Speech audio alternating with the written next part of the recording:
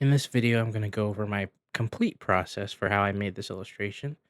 It is probably one of the more complex illustrations I've done in a while, but let's just jump into it. So I started off with a base block out and kind of sort of just feeling my way through the composition. It wasn't really working out the first time around when I was first initially coming up with the design. I've had this idea that the cave troll would be leaning on the wall and that would kind of sort of set thing like frame everything that he was coming from a certain angle, but it wasn't quite working out. It kind of felt a little bit, it was hard for him to fit in the frame, no matter how I framed it, and I really enjoy going for a more cinematic angle. Now, in terms of tutorial, like, what am I doing in this part of the video? I would say right now I'm blocking everything in. Right now, I'm doing the bare bones, like the skeleton of what the illustration is gonna look like. This isn't what the final product is supposed to look like. It's just a basic overview, trying to get my whole idea on paper, pretty much. This is equivalent to thumbnailing for me. I typically do this a lot. I'll go in and I'll just block things out and I'll see what works for me and what doesn't. Another trick that I learned is whenever you're working with 3D renders, is shut off all of the HDRI and then add in your lights manually and then turn the HDRI back on later in your process to try to see if you can what's the word I'm looking for? See if you can fix the whole lighting setup later as opposed to trying to do it at the beginning of the scene. Because if you come up with the composition and everything's good, and then you come up with the lighting, and then you smack, or rather, you use your HDRI first, and then you add lighting on top of it, it's going to be too bright. Whereas if you add your light first and then you add the HDRI later, simply for shadows, it looks better. And basically, what you want to do is if you haven't I forget what the plugin's called, but I think it's Grapher or something like that, or HDRI Polyhaven, I think. If you have that plugin, you can control how the graphics or the how the HDRI reacts to the environment. So you can turn it up, you can turn it down, you can clamp the brightness, which is what I do usually. But as you can see currently in the time lapse, I'm really struggling with the composition. And I'm really struggling specifically with the atmospheric fog and perspective. It's important and imperative that when you're doing these sorts of illustrations that you get that down, and you want to get it down early, but you have to optimize your scene first.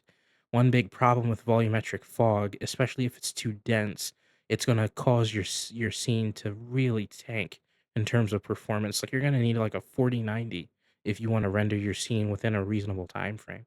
But I don't have one, obviously. So I have to work and manage with what I have. Now, initially, as you can see, I'm basically trying to work within my means. You know, I'm using photo scans with the bridge, Quixel bridge. Um, I think that's what they're called. See, I barely know what I'm talking about, man. But but basically what I'm trying to do is I'm trying to add, some fog. I'm trying to shroud the cave troll in fog. Like, this is a reimagining of the scene in The Fellowship of the Ring when, Pippin drops the book down or the I guess it was a helmet, down the, well, and it, alerts all the goblins and the cave troll. Well, this is like Aragorn, Legolas, Gimli, and Gandalf getting ready to fight. But this is like a reimagining of the whole scene, so I didn't think to add Boromir, and I didn't really have a way to add hobbits to my scene. Hindsight, I would have spent a little bit more time refining the scene. Maybe I would have added a bit more going on. But at this stage, I'm done with color correction. I'm done with all of the really the nitty-gritty, of the 3D render. Now it's time for the paint over process, which is really about refinement and simplification. That was my main goal with this paint over process. And as you can see, all I'm really doing is pushing things around, adding some color, making certain things, visible and not visible. I wasn't sure if I wanted to keep these goblin Urkai characters in there. I wound up hiding them because I didn't really think it was necessary. And then with the cave troll, I realized, I had his arm behind his back. Like, I wanted him at first to hold something in his hand to indicate his arm was behind him. I wound up forgetting to add the thing behind him. So I was like, well, let me just paint his arm in and let me focus on the anatomy of this first arm and focus on that. and then I can just copy and paste his arm and paint over it. So first, what I wanted to do is add the rim light, the reflection, of all the light hitting him. And then I was like, well, why don't I put his other arm in a similar position and try to make it look like he's kind of like flexing and screaming. And that really seemed to work. I really liked the way that turned out. Now, what I really wanted to capture was him, the fact that he was really upset. Now, I wanted him to look like he was really, really screaming. I could have fixed that a little bit in the 3D program I was working with before, which was Dash Studio, but I don't, as much as I like that program, I wanna paint, So I just did whatever I wanted to and just started painting.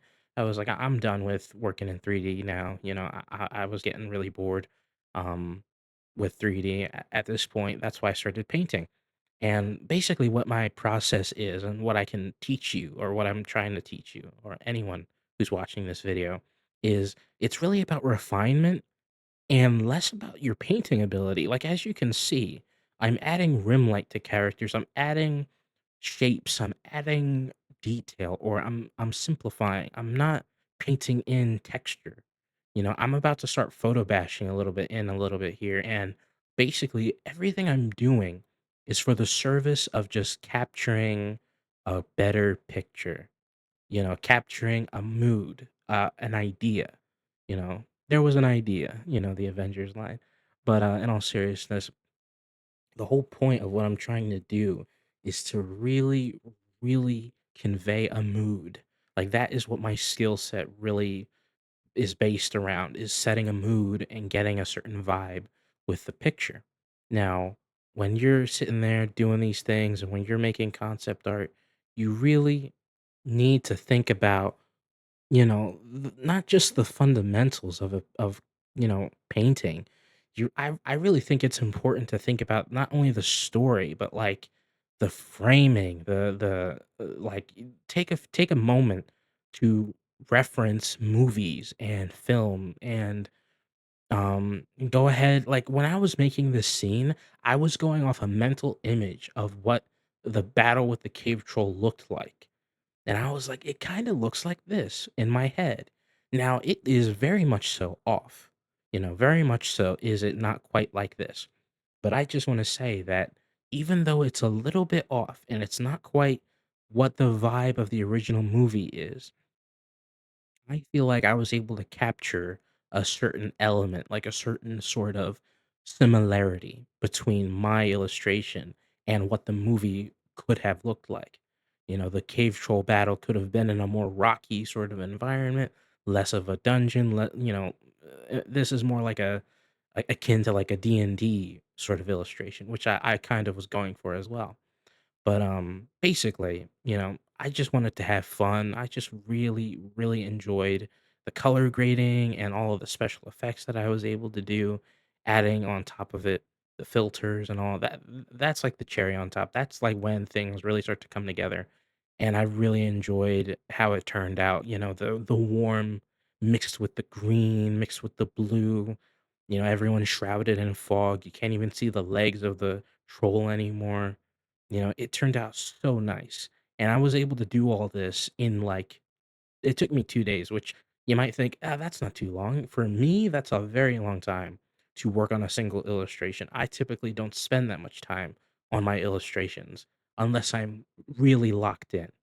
Now, for the most part, when I lock in and I'm trying to make my own illustrations, I really enjoy kinda sort of just being in the moment, being in the moment with my picture and trying to get the most out of it.